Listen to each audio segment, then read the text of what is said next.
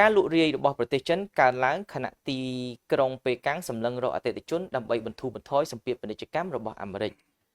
កំណើននៃការលក់រាយរបស់ប្រទេសចិនបានកើនឡើងយ៉ាងឆាប់រហ័សនៅក្នុងខែមករាដល់ខែកុម្ភៈនៅក្នុងសញ្ញាស្វាគមន៍សម្រាប់កិច្ចខិតខំប្រឹងប្រែងរបស់អ្នកបង្កើតគោលនយោបាយដើម្បីបង្កើនការប្រើប្រាស់ក្នុងស្រុកបើទោះបីជាភាពអត់ការងារធ្វើកើនឡើងនិងទិន្នផលរោងចក្របានធូរស្រាលដោយបញ្ជាក់ពីភាពតានតឹងលើសេដ្ឋកិច្ចដែលប្រឈមនឹងសម្ពាធពន្ធថ្មីរបស់សហរដ្ឋអាមេរិកយោងតាមសារព័ត៌មាន Reuters ចេញផ្សាយនៅថ្ងៃទី17ខែមិនិនាឆ្នាំ2025បានឲ្យដឹងថាអ្នកបង្កើតគោលនយោបាយបានដាក់ការពង្រីកតម្រូវការក្នុងស្រុកជាអាទិភាពកម្ពុជានៅក្នុងឆ្នាំនេះ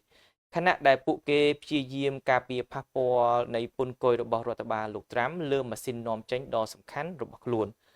មេដឹកនាំកម្ពុជារបស់ប្រទេសចិនបានរក្សាគោលដៅកំណើនសេដ្ឋកិច្ចប្រហែល 5% សម្រាប់ឆ្នាំ2025ប៉ុន្តែក្រមអ្នកវិភាគបាននិយាយថាវាអាចជាលំដាប់ខ្ពស់ដែលផ្ដល់សម្ពាធលើការនាំចេញតម្រូវការគ្រួសារ